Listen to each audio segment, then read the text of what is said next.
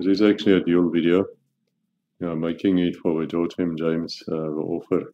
It might also be a special episode for Legacy Conversations for the simple reason that, what we do at Legacy is actually history. And it's also so that history repeats.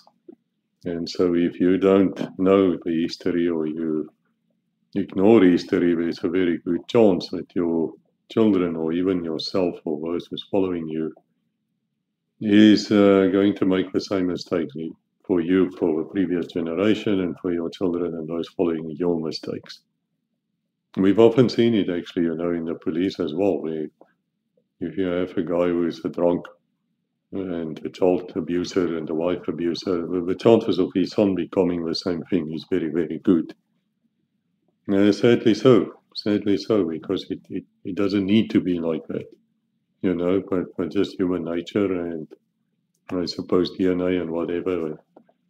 But anyway, I want to talk today about something which I always found fascinating, and that is 1940, after Dunkirk, and the British Army basically running away out of Europe, making false promises through that shyster called Winston S. Churchill. If you don't know what I'm talking about, go and look at the Winston Churchill video or read my books and you'll find out there's a different side to this guy, which is normally presented. But that doesn't make the different side wrong. In fact, it all depends on where you're looking from, and that's the other problem with history. It really depends on where you're looking from, because you have the ability to be either very, very negative, or you can be very positive, because you can spin things the way you want to. For me, it's a matter of getting to the truth so that we can learn from it, and that's why my books, all my books, the ones under my own names, the ones under George M. James, are extremely filled with history. If you don't like military history, don't read the books, because you're going to be very, very bored, which is a good thing for the editor. When Rebecca edits my books, especially the GMJ ones, it is subjects which she has virtually no interest whatsoever in, so for her it's easy to concentrate. While other editors might be getting into the story and then you tend to read over a mistake. That's why you can't edit your own books as well. But you tell that to the tall purist, these people, you made a spelling mistake. Yeah, there's 140,000 words in the books. It's a spelling mistake.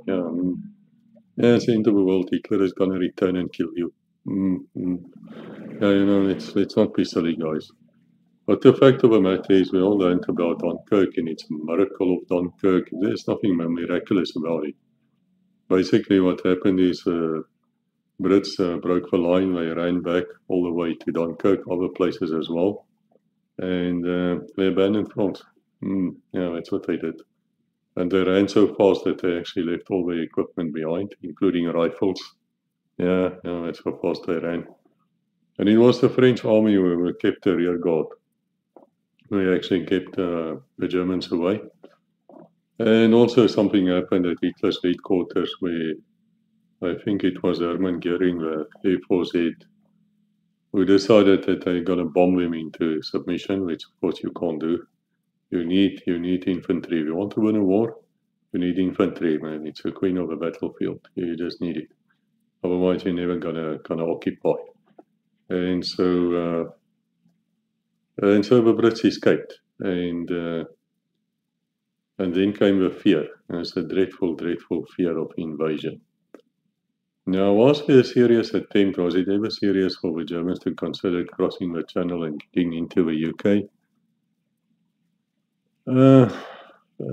Historians debate that. There's a school of thought that says no, they were never really serious about it, and they were definitely not geared to do it, and they definitely didn't expect to do it. And then there's the other school who says no, they were gathering barges from all across Europe, and they were lining up, and if it wasn't for the brave men of the RAF and the Royal Navy, if it wasn't for them and the Dad's army and those guys who couldn't even arm themselves because Britain had no arms left at that stage, nothing, virtually nothing. Then Yeah, no, if it wasn't for them, and of course, also, they would even praise God.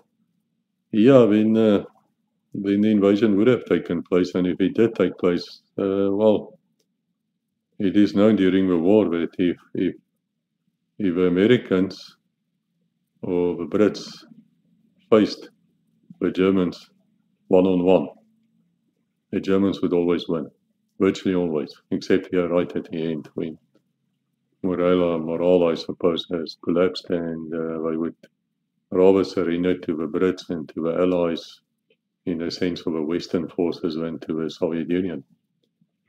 Very fascinating, though, that if you also read my books, you will know about a program to murder prisoners of war afterwards. Yeah, go and look at it.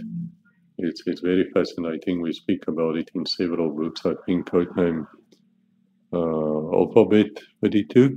It's where we look at Allied war crimes. Basically, what Eisenhower and the Brits as well, what they did is they didn't declare the prisoners of war who surrendered in 1945 as prisoners of war. They called them something else. And because they did that, they had no prisoner of war status. And because of that, the Red Cross couldn't access them. And because of that, if you read a book called Other Deaths, then you will find out that about 750,000 of these German soldiers, male and female, died of starvation and diseases and all sorts of things in the next year or so, next 2 years. Yeah. Of course, the laws of war says that you have to feed the people the same rations as you have, and you have to take care of them, and you have to, do the medical thing. But it's human nature that you will, of course, treat your own people first before you treat them. But that's during battle. So yeah, our grandfathers were not the little angels who fought Hitler and won, as they like to tell us. No, there's a lot of things they did. In fact, in France, from 1944, when they came back, only 3 years later, after promising Stalin all the time, we're coming back, they never did until 1944. I think something like 13,000 French women were raped by the Allies.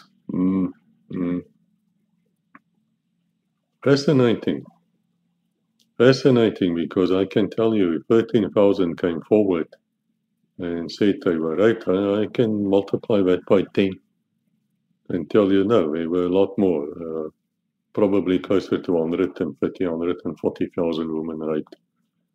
Yeah, no, of course, we don't do such things, do we? The problem here, guys, is that during a time of war, a lot of bad things always happen, and you do have people who gets out of control. And if you don't have firm discipline and you don't have officers, non-commissioned officers and warrant officers in command and in control, then these things will happen. There's no doubt about it. And it's, of course, a rape is a vicious crime because it doesn't just take place. I mean, you can interrogate a guy while you're following spurs somewhere and he's not answering you, give him a slap against the head. It is actually against the rules of war to do that, but it's a reaction and not excusable, but understandable if you understand the legal difference here. But when you rape somebody, it's very different because you have to first remove the clothes. It's a process, man. It takes time. And so there's lots of time for you to rethink, to stop it. And there's a lot of time for your mates to actually stop it. And they don't. No, they don't. It's the same in 1945 when the Allies, of course, occupied Berlin and the rest of Germany. Guess what happened then? Then, of course, there were no food. And the railway lines were bombed to hell. The factories were bombed to hell. There were just no food. It was really, really hard times. If you look at the videos, you don't see fat people. They're thin, man. They look really, really thin. And I'm talking civilians now. So a woman would sell her body, for a tin of bully beef, or spam, I think, as the US Army calls it. yeah, they would sell their bodies so that they can get a tin of bully beef to feed their parents or perhaps a child. Husband's gone somewhere in a prisoners of war camp or he's dead. Yeah, yeah. Yeah, many cases like that. Read Alphabet 32. And you know what? It's interesting to me because I feel if you are as a man, you have any sense of honor. You know, after all, you're wearing your country's uniform. You you should have a sense of pride to do that. Was that honorable? Well, let me ask it to you in a way which is French people ask these days. Would Jesus have done it?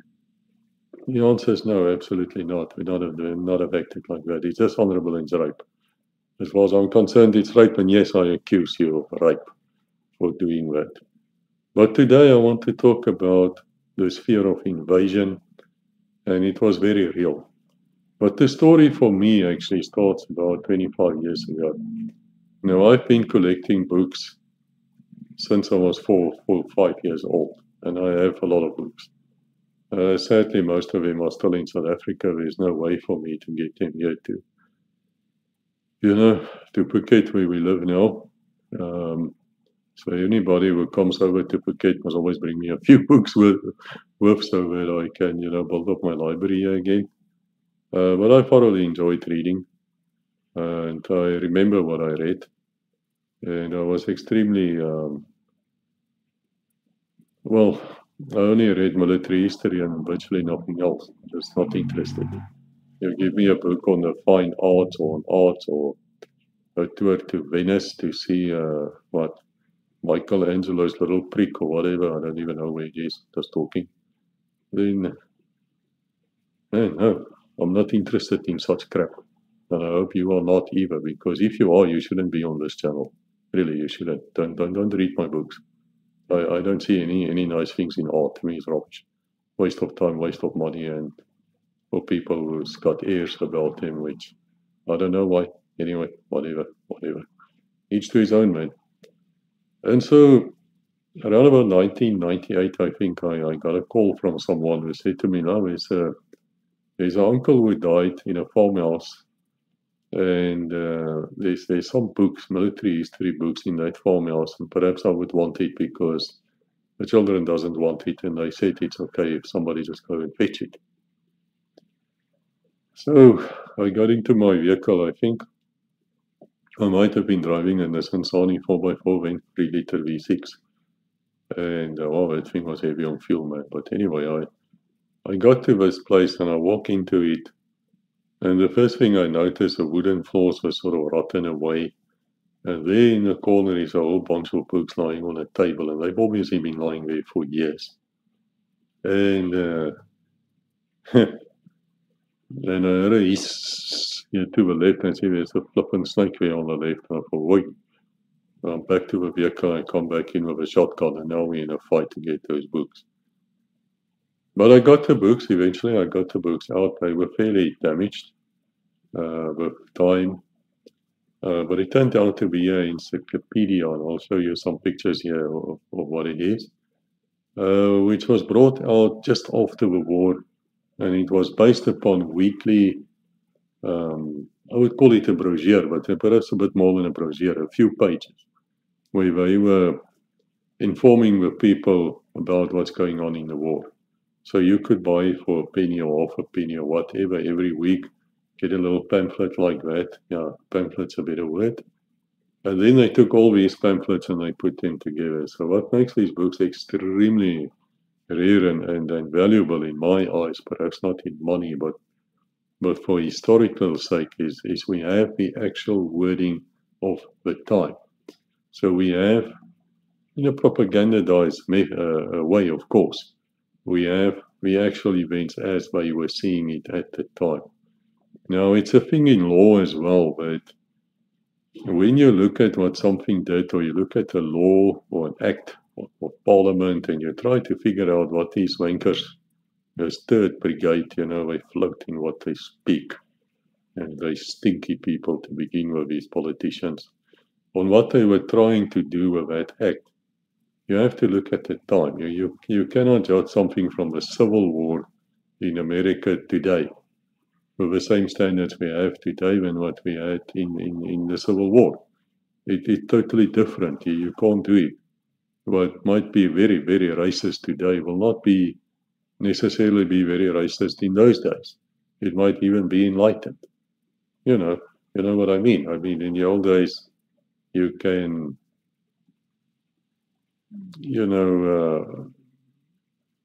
well, let me not go into that because I will probably be banned for hate speech if I mention an example, but you can figure it out.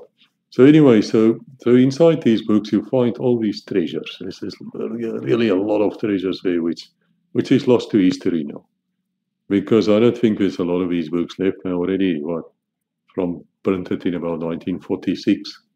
So it's a long time ago, and nobody really would go through them or read them anymore. The other day, Rebecca and myself, more Rebecca than me, actually got some paper and we fixed the covers because they were rotting away because of age. And so I also was in a boxes for about 12 years, after I left South Africa. But anyway, inside these books I found two things of major importance. And one of them I will make a separate video about, that is the attack on Marshal Kabir. Royal Navy attacking the French Navy, neutral, 1940 at that stage, after the armistice of France, after the Brits, of course, ran away and did not go back to fight, as they promised to do. Another thing about Dunkirk, which most people don't know, is that the French government actually agreed that they could withdraw on condition that you go back and you keep on fighting from another port. In other words, to go to England, re-equip, get back. And they didn't mean to take 3-4 years to do it. The idea was you get back and you go back. Did that happen? Yeah, there were tens of thousands, probably dozens of thousands of French soldiers also evacuated, and they went back within 2 weeks. Within a week or so, they were back in France fighting further. We were Brits. Yeah, where were you? We were. Yeah, okay. No, we were. No, we were on the island. Yeah, that's where you were. Even that Winston Churchill is an arch liar, of course. Even he said there shouldn't be any such thing as a Dunkirk medal because it was an utter disaster. Which, of course, took place under his command, if I remember correctly, but, whatever. So the fear of invasion was fantastic. And in these books, which I'm telling you about, I found something which I spread to the people on ground level now, which is fascinating to me because it shows to me what they were planning. Now, if of course you read Field Marshal Montgomery's memoirs and you read the books about him, very, very good books, really love reading those books. They go into great detail on how they were trying to organize the British Army to actually fight. And also that they were desperate because they knew if these tanks arrive, they were basically screwed. And from that, of course, came the Battle of Britain and the finest hour. Yeah, it was quite a big battle, to be honest. We have to give credit to those people. And the other day I spoke to someone, and we will make an episode on that, on Legacy as well, that it wasn't just Sailor Malone, who I think retired as a group commander, as the leading fighter pilot in the Battle of Britain, South African. It wasn't just him. There were about 34, 35 other South Africans also fighting in that Battle of Britain, all doing very well, and all of them flying for RAF. There were no South African Air Force squadron there like the Australians, not at all, as far as I know. But of course, people don't know that. No. Anyway, doesn't matter. It's all done now. Let's look at this. And then we will make another episode on Marshal Kabir, because That was a war crime. It was an outright war crime which could have cost Britain the war. It should have, but it didn't. And it was a disgusting thing what happened at Mers al-Kabir. And most people will not know that 1,306 French sailors actually died that day. Yeah, no, of course, you don't know. And if you do know, you don't care. Because you fell for the nonsense which Churchill and these people wrote. And even in these books, from the time, you can see the cover-up has already started. And I'll get to that in a further episode. Let's look at what they actually advised the people on ground level when they thought that these Germans are coming. Yeah, they were very, very scared of it. With reason. Right, let me put my glasses on, guys, because I can't read without them. Now, I made a little copy of this for you. The article is called What to Do and How to Do It. Brilliant. So they were actually informing the people on with 7 different points on what you should do and what you shouldn't do. And they took that from the lessons they learned in France. And I will put the slides in for you at the back. It's really fascinating to me. I mean, if you love history, you will absolutely love what's going on. And so the article, and it's on page 1108 of the series, which there must be 10,000 pages there. It's really, really interesting to read. And what it says is, if an invader comes, what to do and how to do it. And the first point they say here was, when Holland and Belgium were invaded, the civilian populations fled from their homes. They crowded on the roads and in cars, on bicycles, and on foot. And so they helped the enemy by preventing their own armies from advancing against the invaders. Now, of course, in today's time, the liberals will talk about the full-scale invasion. Full scale. Always say full scale. Don't say full scale. There's something wrong with you. Yeah. Of Russia and Ukraine. Funny enough, the Russians actually used 120,000 men. Today we have 750,000 fighting there in an area as big as the entire UK. Yeah, in length, from the top of the UK to the bottom. That's a big front. It's a really, really big front. In fact, 750,000 men is probably not enough. But let me ask you people, and sorry if I digress now and then, but I find these things fascinating, and some people actually like the way I speak and others don't. Why do I care? Do you know how many military reserves Russia has who they can call up if they want to? How many hundreds of thousands? How many? What do you think?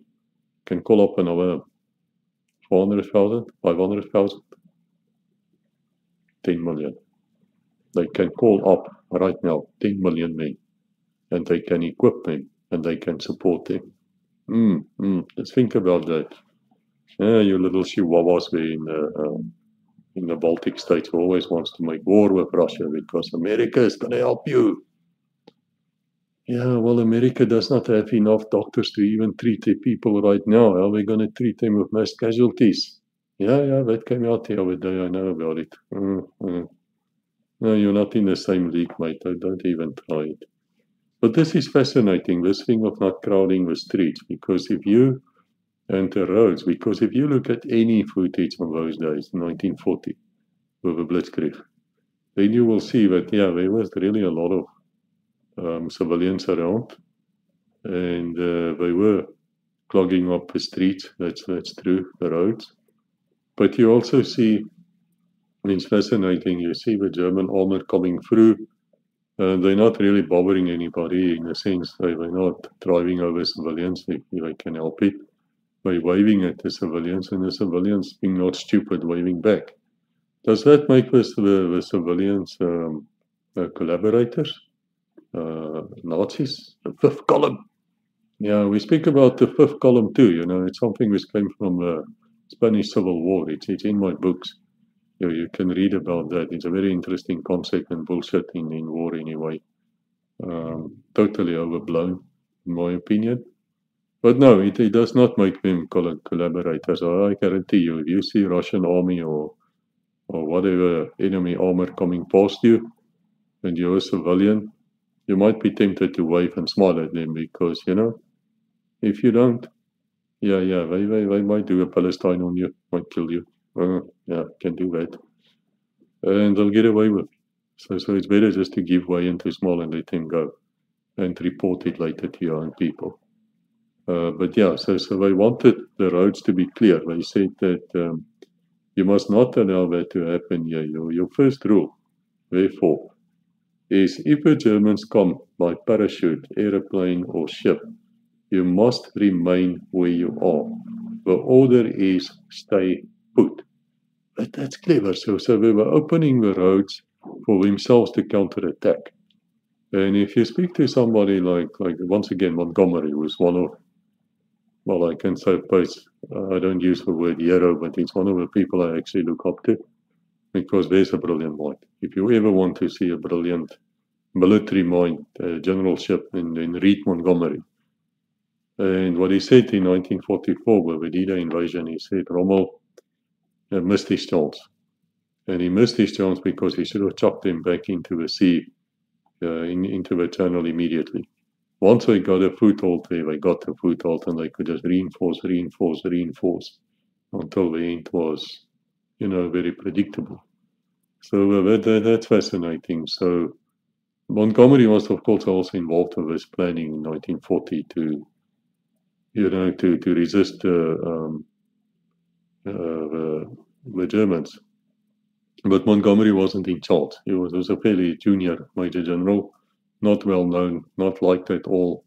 And if it wasn't for the death of other generals in North Africa, he would never even have, nobody would know about Montgomery. He would have been remembered as a trainer of men, and that's basically it. And yet he was the most brilliant general in the entire war. I mean, I rate him with people like von Manstein and others. But anyway, that's a discussion on itself. But very definitely they were thinking they would advance. The Brits now, they would advance on the enemy and try and chop them out. And therefore they had this order to stay put. So that means you had to stay in your house. Fascinating, very, very fascinating. Because my question, of course, will also be, do you have enough food to stay in that house? Can you actually stay in your house without running out of food and water, and what do you do? But anyway, let's see what else they say here. So the second thing they say is that there is another method which the Germans adopt in the invasion.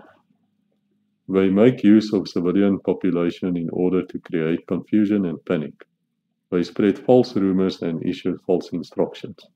In order to prevent this, you should obey the second rule, which is as follows. Now here we're going on the fifth column. You see, they're trying to move the blame away from their own pathetic lack of courage, lack of fighting skills, lack of being prepared, lack of everything. In fact, at the withdrawal to Dunkirk, if it wasn't for Montgomery, who was using his division almost as an experiment by moving them at night, and he's also the one of those who adopted it anyway, to put a little infrared at the back on the rear axle of his vehicle so they can move with dim light at night and see the axle glowing in front. It's fascinating when you look at the video with General Tony Savides, which we had on Legacy, in regard to the Ratel, the infantry fighting vehicle, the legendary vehicle, of which he's the uncle, very much involved in the design of it. Episode 2, I specifically asked him about the rear of a vehicle, and you can see that there was also these markings, and there were markings on the driver windscreen. And they worked it out that if the average driver looked through these little markings and he sees the Ratel in front of him, right inside that little thingy there, then he's at the correct distance away from it. Fascinating, these things, because that's World War II tactics you can actually trace back all the way to Montgomery. If it wasn't for Montgomery being able to move his vehicles like that and getting that into the British Army, God knows what else would have happened. And so yeah, we're trying to blame the fifth column. Yeah, we're trying to blame everybody but themselves. And so what they say here, the second rule is do not believe rumors and do not spread them. There you go. Now this is very fascinating to me again, guys, because this is how my brain works. I make links. In other words, I'm able to take something here and link it to something else, which is what made me so good in the shadows. Now, today, the one country in the world who arrest, and like that arrest, like the police come and they put handcuffs on you and they drag you to the cells and they actually throw you into jail. The country with the most arrests for online comments is what? China? No, it's not China. Some African country, perhaps. No.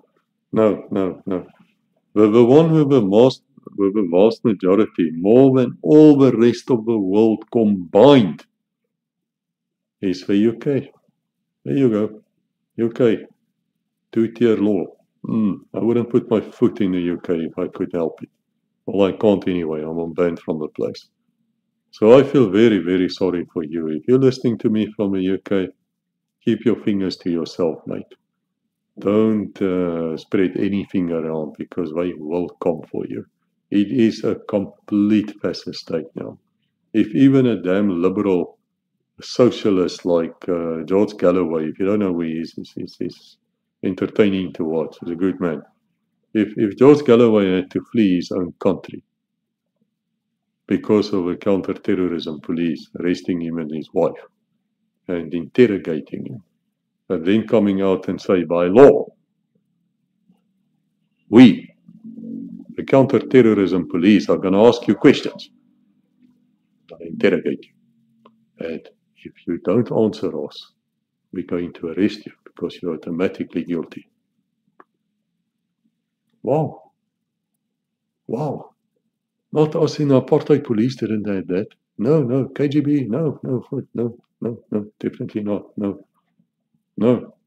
As I say to you in my other videos, there's only one other place in the world who can sort of have that power, and that's the FBI. The female body inspectors, them. Those was half of about 70% of all terrorist incidents in the US is the FBI is behind it. Yeah, read my books. You'll be surprised what comes out. Really, guys, you'll be very surprised. So yeah, where are we now? When Winston Churchill took over in 1940, the first thing he did is he enabled an act as well where he could lock up people who disagreed with him. So in other words, he locked up everybody who he considered to be a fascist. Now, many of them probably were fascist. I think of Mosley, or what was his name? Can't remember. Oswald. Yeah. All of them were locked up without trial. Didn't you bastards at some stage came to us and talked about apartheid? Detention without trial. Yeah, no, that happened. No, it shouldn't have happened. No, it shouldn't. But I wonder where we learned that. You Brits. No, that's where we learned it from. Do you know that? No, of course not. No, you don't know that. Well, be educated, mate. Read my books. And the difference was, of course, is detention without trial in South Africa. These people were visited by a judge of the Supreme Court, as well as magistrates, and they were very, very much anti-police, I can tell you. If you think again, let me say it again to you straightforward, I was there for 6 years, and I wrote books about that as well, the Mean Streets books, Sowetan versus Strate in Afrikaans. If you really think that the police could have gone and do whatever the hell they wanted, without any repercussions, you're an idiot. Really, you're an idiot. Even to this very day, for crimes which happened 40 years ago, people are being locked up. Now, I'm not that sympathetic to the people who committed the crimes, but that's also, a talk for another day. Point I'm trying to make you is, yeah, you Brits, you did that on your hero Churchill. Didn't know that, did you? So anyway, so do not believe rumors. This is not a rumor, by the way. This is the actual truth. Otherwise, I won't say it. Do not believe rumors and do not spread them. When you receive an order, make quite sure that it is a true order and not a faked order. Although, here we come, fake news, huh? Most of you know your policeman and your ARP, that is your air raid policeman or warden, the guys would walk the streets and then they would look if there's any lights. You had blackout curtains and things. And then if you had any light showing, they would actually knock on your door and they can give you a fine or they can arrest you or they can accuse you of being a German spy. You flash into a Luftwaffe, they're coming. Of course. Yeah, it's that easy, huh? Yeah, okay. Anyway, and so what they're saying is make sure the people giving you the order or that it's actually the true people. That's good advice, man. You can trust them. If you keep your heads, you can also tell whether a military officer is really British or only pretending to be so. If in doubt, ask the policeman or the ARP warden and use your common sense. This is 1940. Let me tell you, some guy arrived from Africa like myself and I start speaking, or Australians that happened to.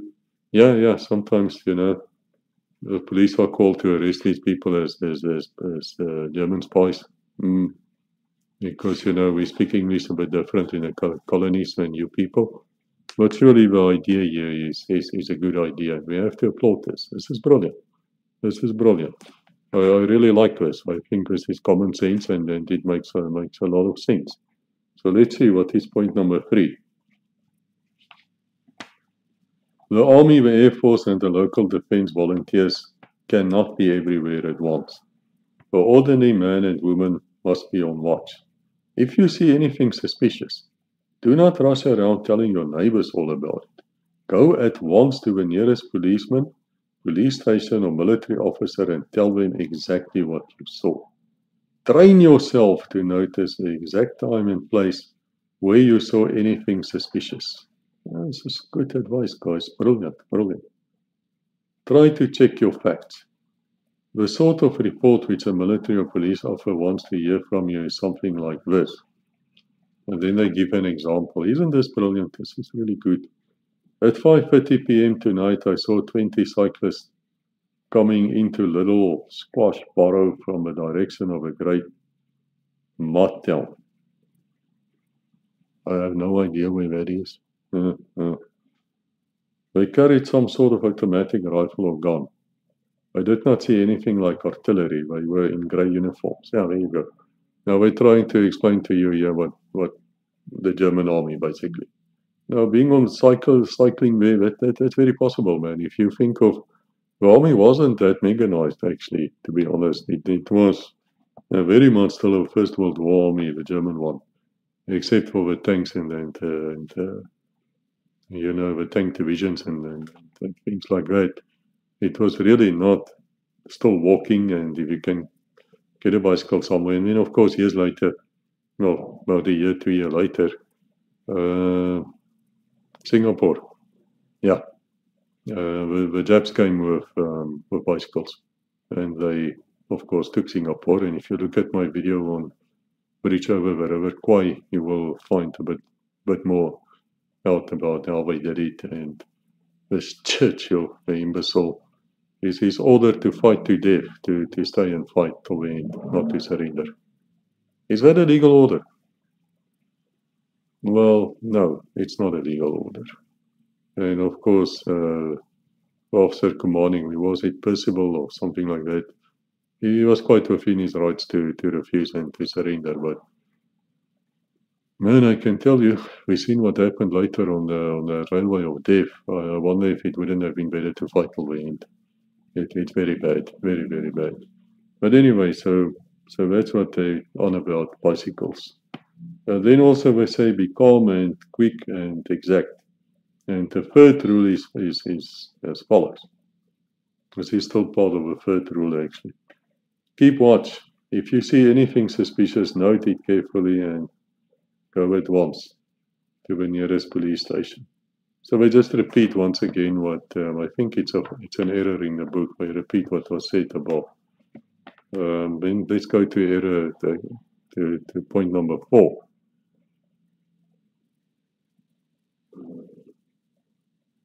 Remember that if parachute troops come down near your home, they will not be feeling at all brave.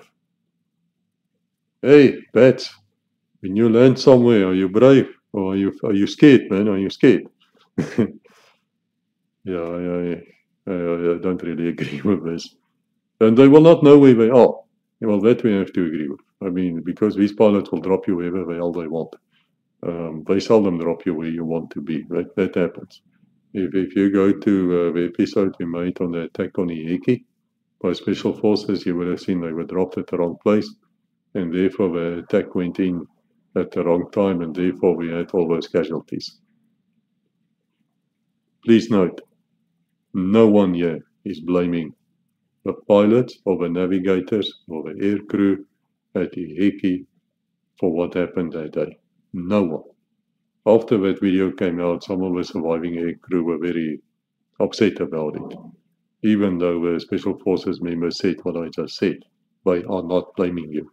And I invited the air crew to come and talk to us and explain to us the problems we have and had with navigation in those days.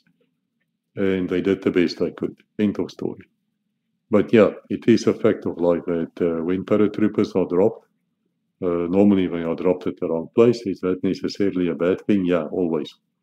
And you look at what happened at the bridge too far at Arnhem.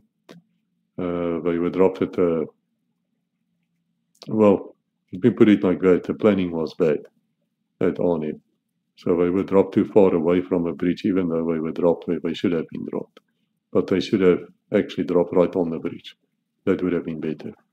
But another episode which we can talk about with paratroopers, I'm sure they know the history. There are generals who actually like this type of thing for simply that they confuse the enemy. The enemy doesn't know why they're there or where they are. And then, of course, they have to go and attack them, and that gives the armor a chance to come from the other side. So, yeah, I wouldn't say it's a conspiracy, but it might be. Anyway, so what this comes down to, instruction number 4 is do not give any German anything. Do not tell him anything. Hide your food and your bicycles. Hide your maps. See that the enemy gets no petrol. Or I suppose diesel too. If you have a car, we put it out of action. It is not to remove just the ignition key. You must make sure that no one can start the car except yourself. If you are a garage proprietor, you must work out a plan to protect your stock of petrol and your, the spare parts. Remember that transport and petrol will be the invader biggest difficulties. Yeah, that's true.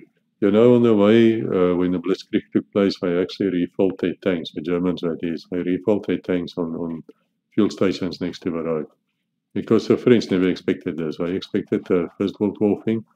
They expected the Maginot Line for them to come through there.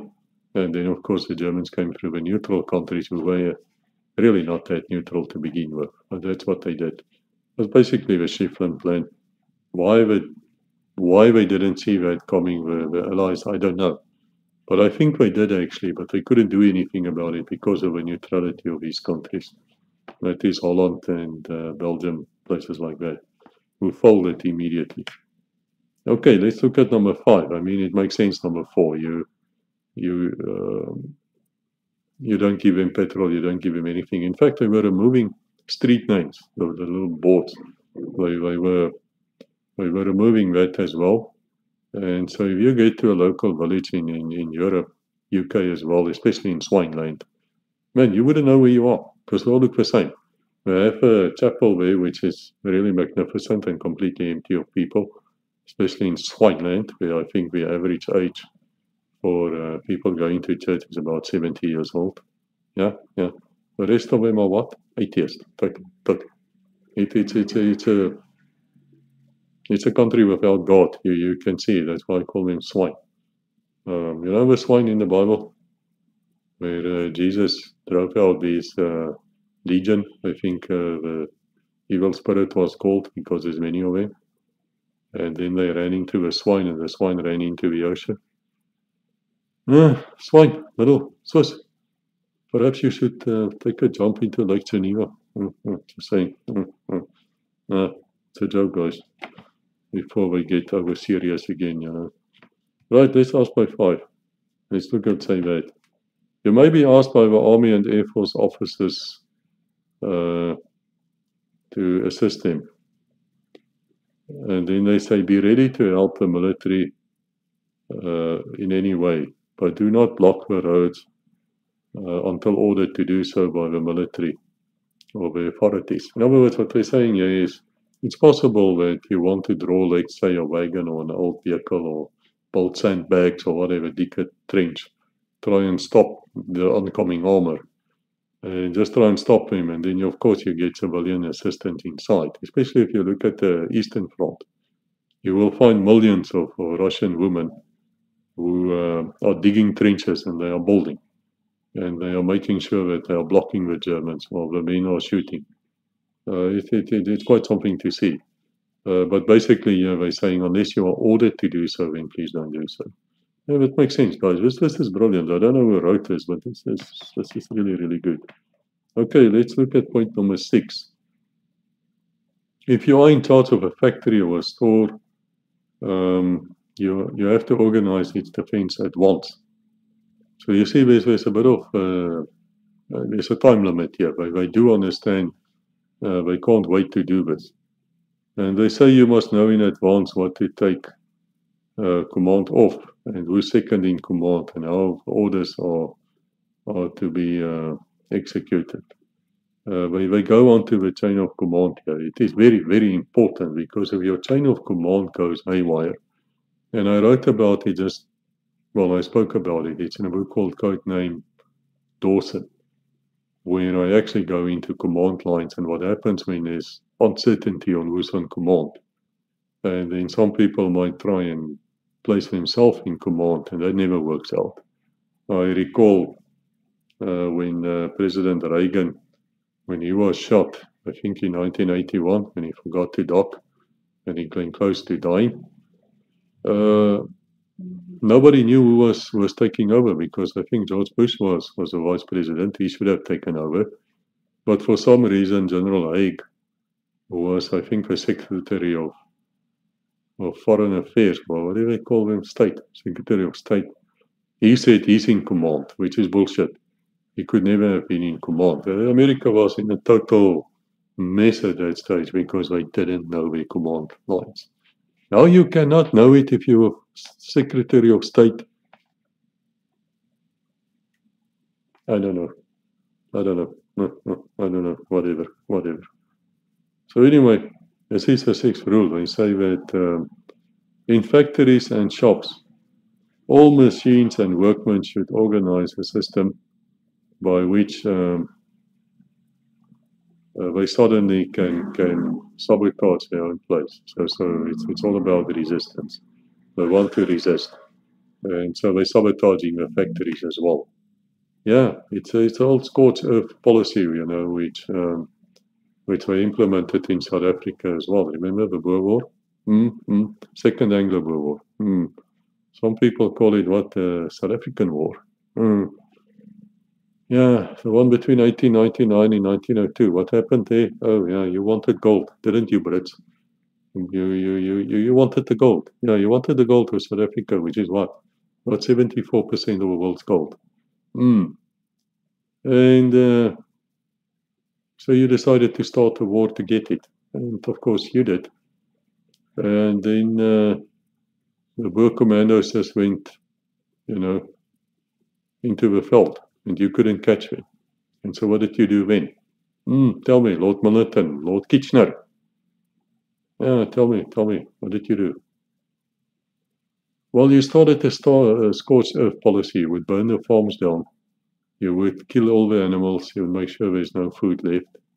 You would make sure that the civilian population couldn't assist the war commandos. All of these are war crimes, by the way, because even at that time, the Geneva Conventions existed, and you signed them.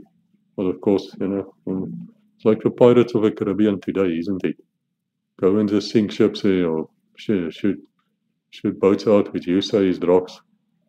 Can't prove it. I haven't seen any evidence. You just go and drown them. And then if there's a survivor, he's not shipwrecked. No, we drown them again, apparently. Yeah, and you kill them again. And then you go and you just seize tanker ships on the open seas on sanctions which only you enacted and enabled. Yeah.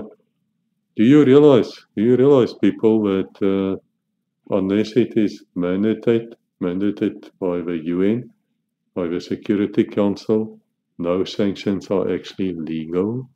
Do you know that? No, of course not. If I say these things, I'm talking to American, the average American, There's a book written called The Ugly American. It's worth reading. And you'll understand exactly what I mean. And then, of course, all these chihuahuas and NATO chihuahuas and so. Guys, it's illegal. It's piracy. It's piracy. In fact, if you go and just grab a ship somewhere and you take it to the port and you steal its cargo, hello, Donald Trump, steal its cargo, yeah, you know what? It's piracy. It's theft. You can be executed for that. It's a war crime. It's against the Geneva Conventions. It's against international law. The rules-based order, rules for me and fuck all for you. Yeah, that's what this is about. Anyway, shall I tell you about the 2/3 of the Boer women and children you murdered in the camps? Yeah, let me put a picture here for you of one of those children. Yeah, let me do that. Starved to death. Then, of course, you have people, I spoke to them, I didn't respond because I admire the man. And I hugely respect him as well. But he comes from the other viewpoint, of course, from the English viewpoint. But yeah, they could have left, if they wanted to leave, they could have. No, they couldn't. They mostly were barbed fences. They came there by themselves. Well, they had nowhere else to go. Their farms were burned down. What do you want to do? Tell me. How do you plow a land when your oxen and your horses and everything is now shot dead and lying there? Huh? How do you plow it? How do you work the land? Yeah, no, we didn't think of that now, did we? Whatever. The fact of the matter is as follows, and this is how it will be stated in a court in The Hague. You got those people there with your policies.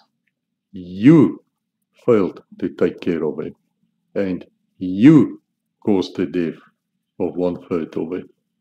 Yeah, that's what you did. Don't come with stupid, silly, nonsense excuses to me. I lost family in those camps during the Boer War on my mom's side, and I definitely lost family in the Nazi camps as well through my dad's side. And my wife Rebecca lost all her family in the Nazi camps. So don't come with shit to me. I don't want to hear your nonsense. You don't know history. Right. Let's look at rule number 7. This is the last one, guys.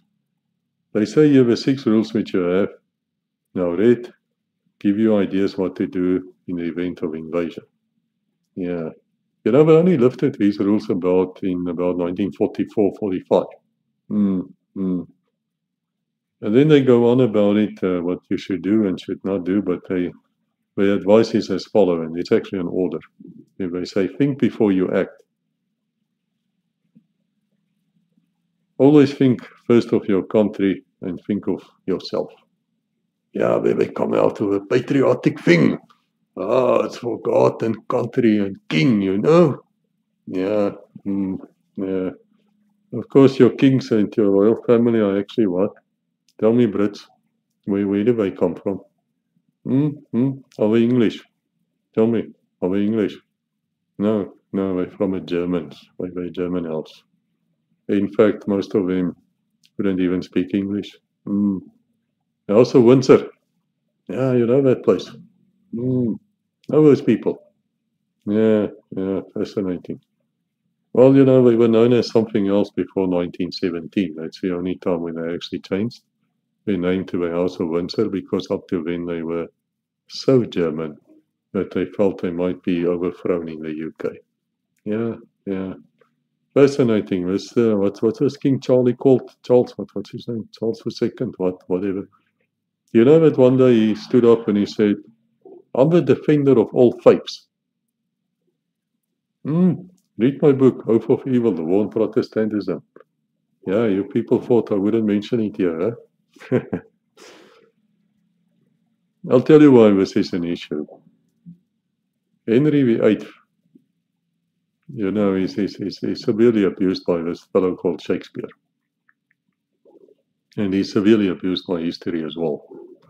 And Shakespeare, if he even existed, was definitely a Jesuit in disguise.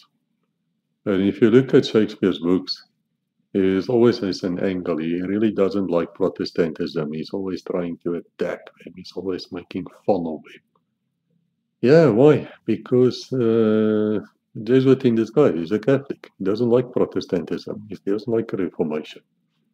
And the Reformation people don't like him. And if I say Catholic, I don't mean the Catholic personal people. I mean the system. Please get it in your mind. Because I heard people telling me that, oh, you hate Catholics. No, I don't hate you. Pray for you every day. Because you're on the wrong road. You're on the wrong road. You serve Satan. You know, the one thing which the British Empire did is they did spread Christianity in the sense of a Reformation. Why? Because it was, you know, under Henry VIII and other kings where they got rid of the Catholic Church. Actually, before that, who will rid me of this Dublin priest who was a Catholic priest and lots of things. And the British Crown later got handed over at the Ranches, I think was a place called. And you can read about these things in Hope of Evil. But as it is usually and always, the king would be the protector of the faith. The faith by means is a Protestant faith, like in the Church of England. Now, the Church of England today, of course, got F all to do with Protestant faith. It's a Catholic faith once again. They were completely infiltrated by Jesuits, and today they have the same rituals as the Catholic Church. They go to church on a Sunday, which is the mark of a beast. Not going to explain that to you once again. But the fact is, this Charlie fellow is supposed to protect the faith. Yet he stood up as a younger man. And this is a fellow who, of course, is also known to say that he speaks to the dead.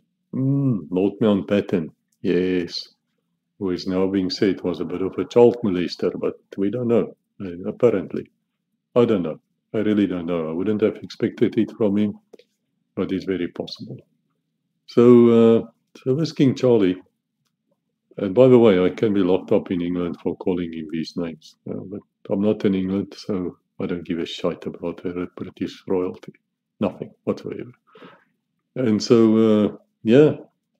So King Charlie said he's the defenders of all faiths.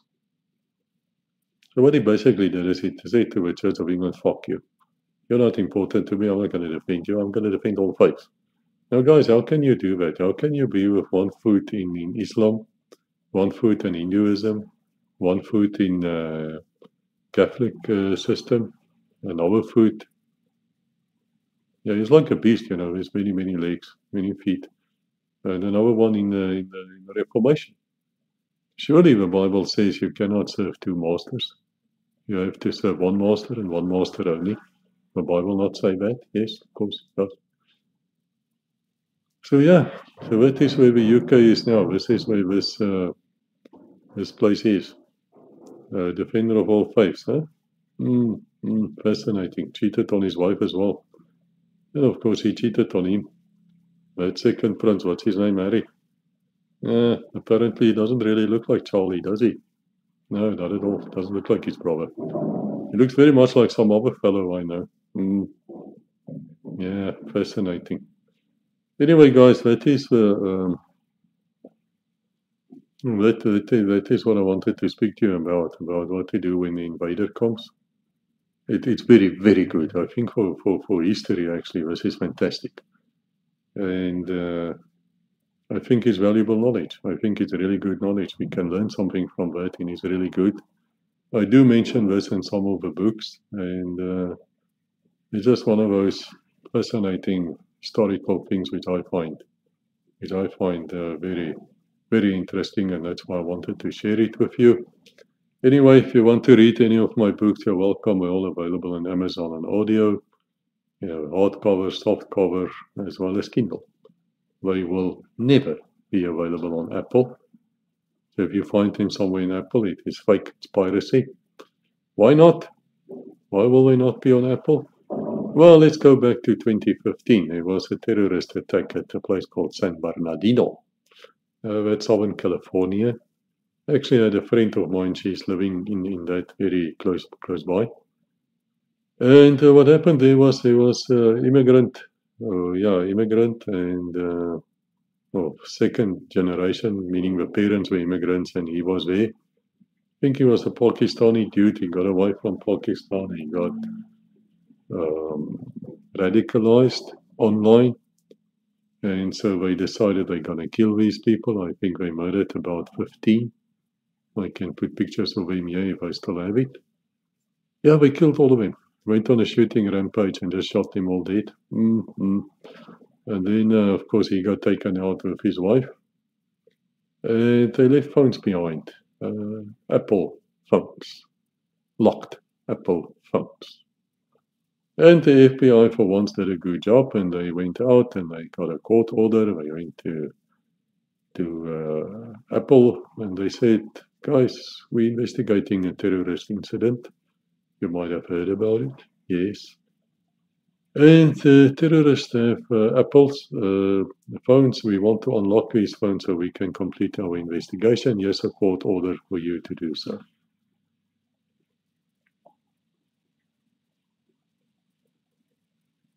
Any other company in the world probably would have said, yes, of course, sit down, let's help you. Apple, you know what they did? They said, fuck you. We're not going to help you. And fuck your order as well. Why? Because they can buy judges, get away with it. And they got away with it. Yeah, they did. They did. Let me tell you, in the South African police force where I come from, I know the word force. Don't associate me with a service. I urinate on the service. If you said that to me as a detective, I will arrest you in your flippin' office. You, your entire board, and your attorney. And you will go to court. But I'll arrest you on a Friday, so you sit in the cells until Monday. And then I will go to court and say, these people tell you, the court, my lord, by saying to you, fuck you. And see how the judge reacts. See how the judge reacts. But, it's the second beast of the Bible, the US. First beast, of course, is the Roman Catholic system. It gets its power from a dragon, which is Satan, read of evil. And then your eyes will start opening what's happening in the West. You will start see fascism coming in. As you see now, you will know what actually fascism is. I'm not going to explain to you once again. I mean, I've done it in so many videos. I'm beginning to feel like a damn preacher, which I'm not. But yeah, that is Apple. So if you have an Apple, you're supporting terrorism, right? That's what you do. You're supporting terrorism. So none of my books will ever be available in the Apple format. And you know what? I don't really see the liberals who has Apple's product will ever be reading my books anyway. But even if I did, I'll gladly write the money off for sales. No, I don't care. So anyway, guys, God bless until we meet again. And I hope you enjoyed this episode. Please spread the word, like, subscribe, all the normal rubbish. And buy me a coffee if you want.